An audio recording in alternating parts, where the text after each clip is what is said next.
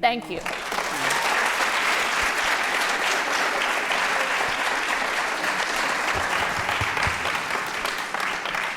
Thank you, Michelle, and congratulations to the IWF Georgia. I'm so proud of the fact that we're having this inaugural International Women's Day. This is exactly what we need to do, and thank you for the team for planning it.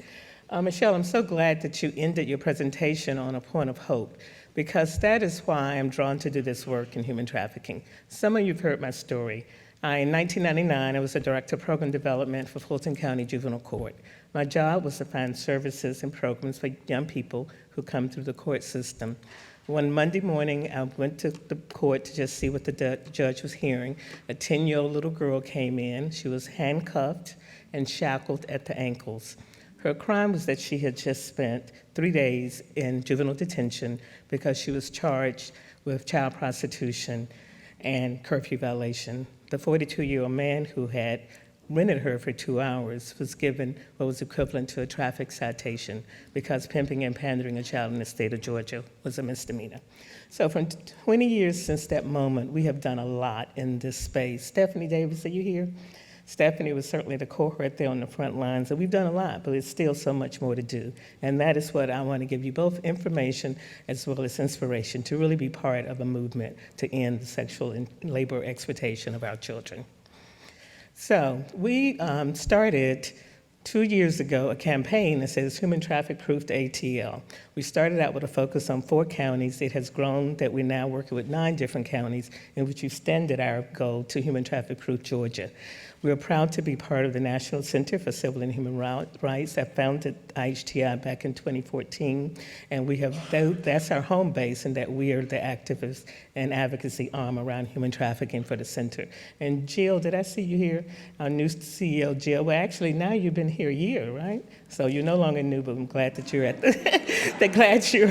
helm. We have a 2-tier response. We have a 3-year strategic plan. We want to train 50,000 people to recognize human trafficking, and we want to end human trafficking by addressing the systemic issues.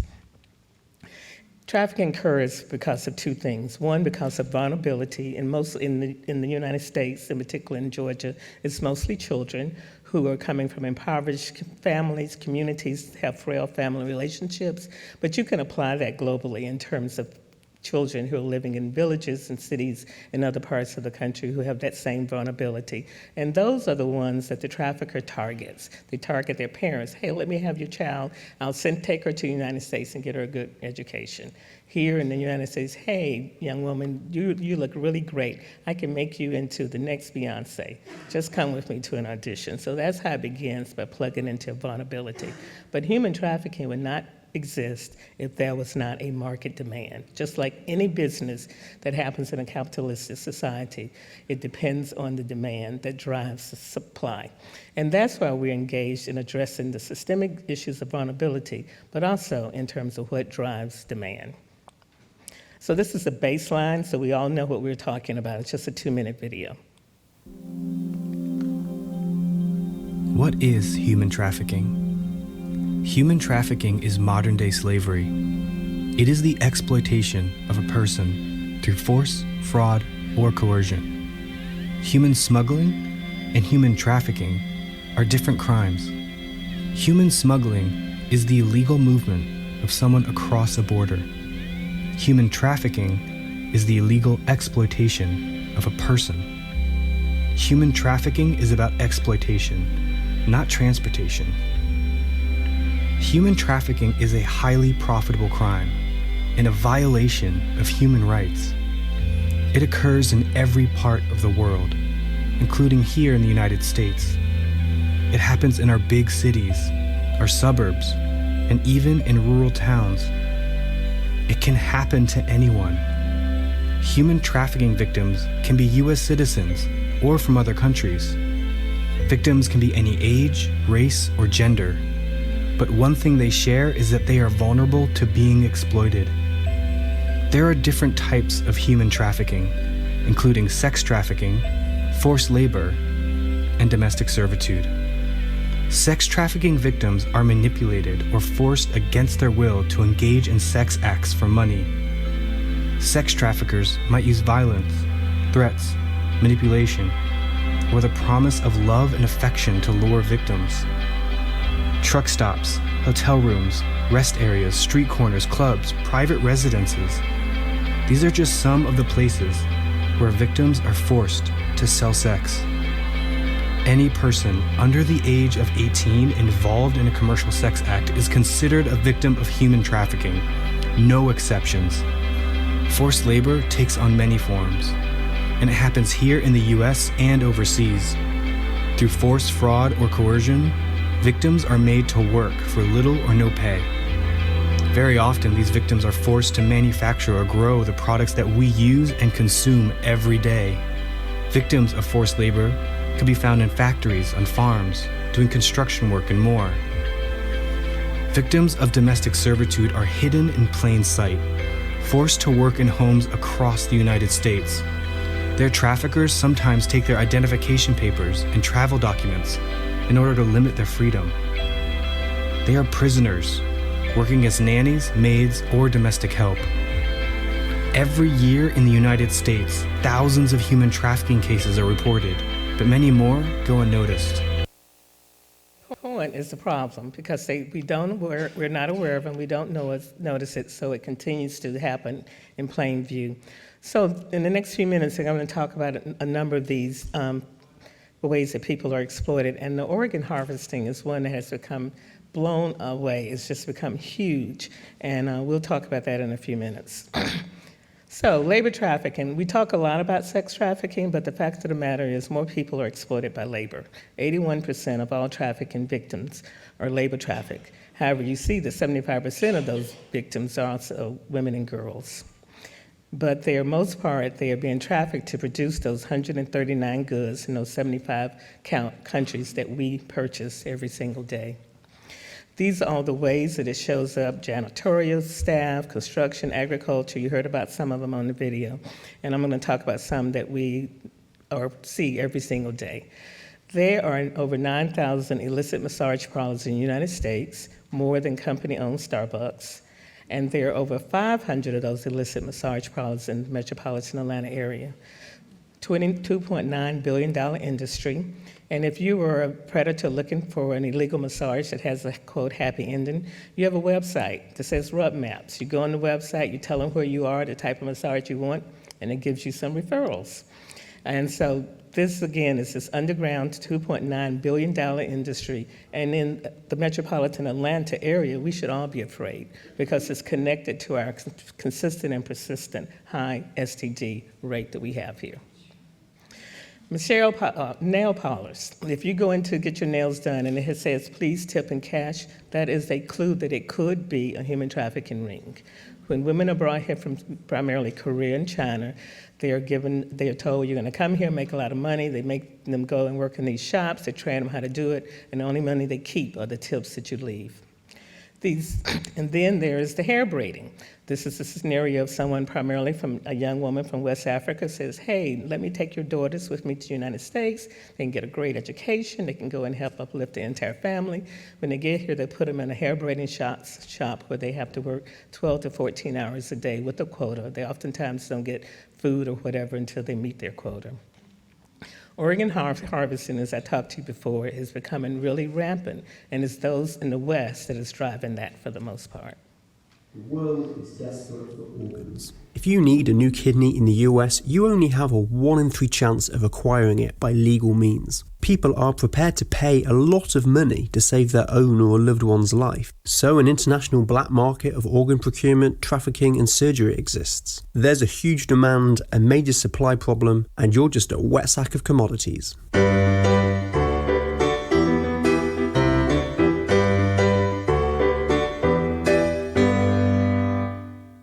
It's illegal to sell human organs in most of the world. Nearly every country runs on a donation system. You sign up to become a donor, and in the unlikely event that you die in a healthy, clean, salvageable way, your organs can be transplanted into others. One person could potentially save 8 lives and improve up to 50. But there aren't enough donors to meet demand. Half of all people will die on the waiting list. This desperation drives people to the black market, an international industry that exists to supply wealthy patients with new organs, no questions asked.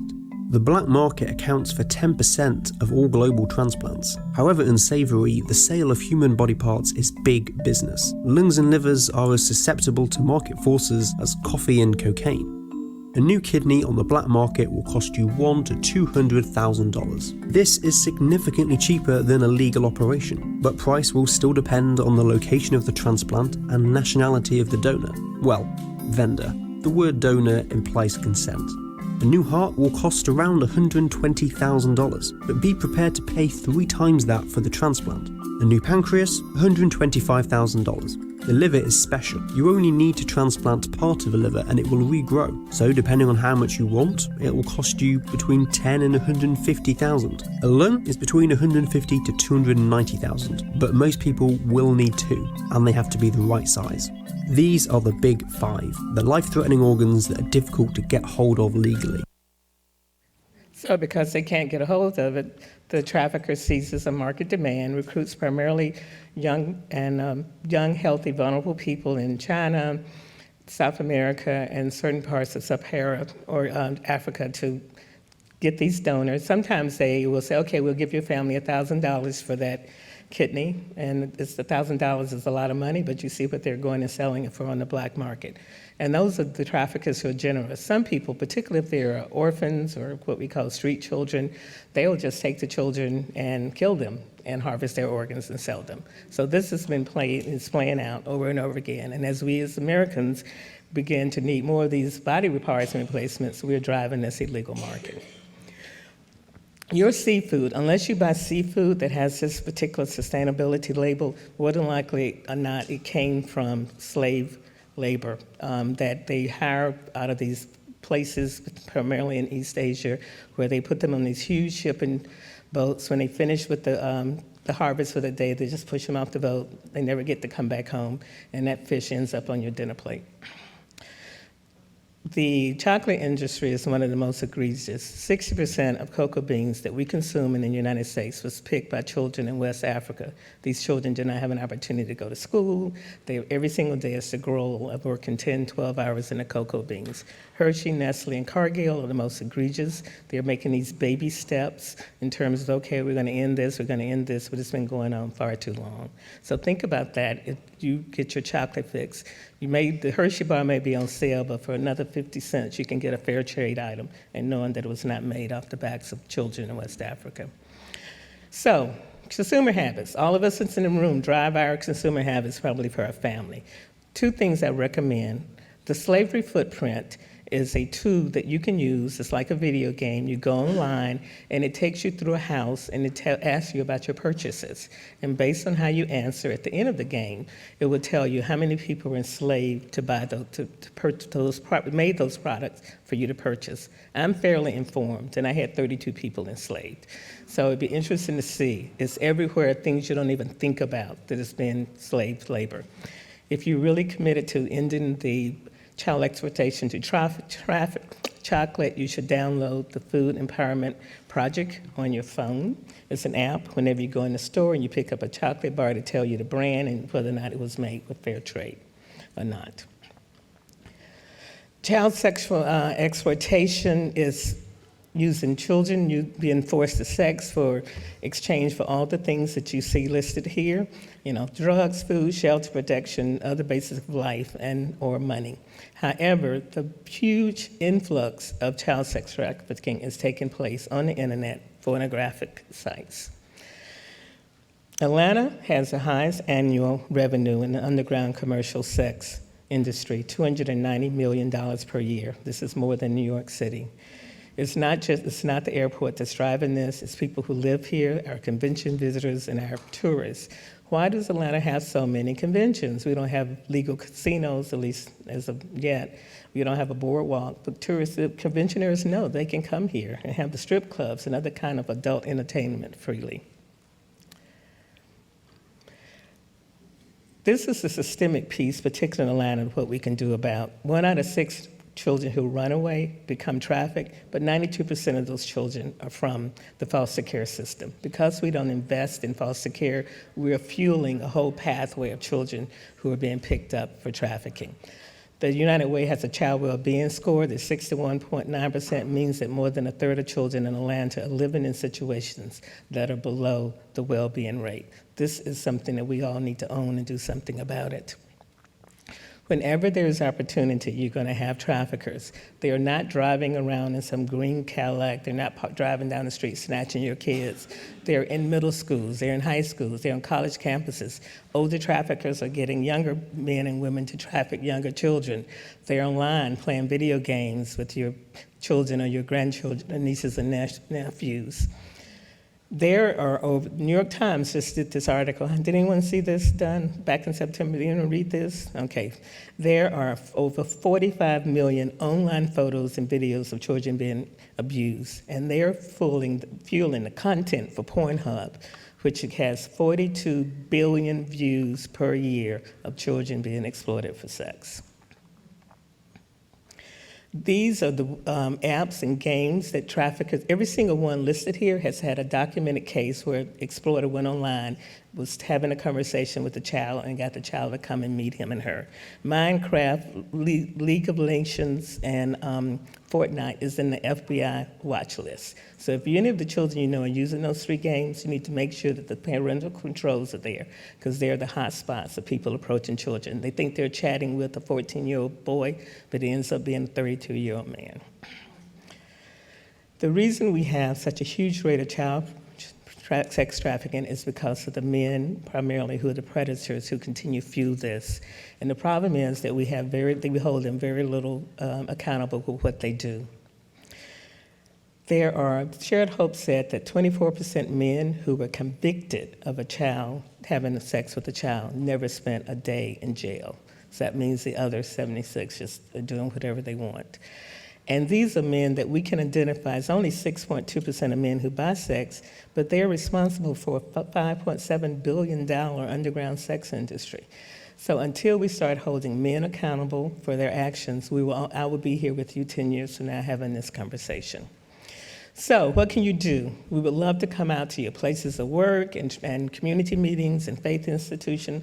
Laura Hartman had me come out a few weeks ago and talk to her group. We would love to come out and talk to people about this and to recognize it. And more importantly, I would like some of you to sign up to be trainers so you can go out and train your own communities.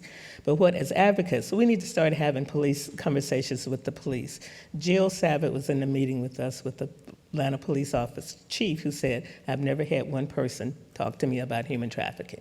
They're concerned about the car being broken into, some random black man walking down the street, but nobody's saying to me, we want you to start enforcing human trafficking. But more importantly, it's our elected officials that are setting that agenda for the police. So all of us are women of influence. We know who our elected officials are. We fund their campaigns. They're our neighbors. We need to start telling them that this is a priority for our community. But what you can do is to start taking serious your consumer purchases so you're not part of the global chain that's causing the exploitation of millions and millions of people. So thank you very much.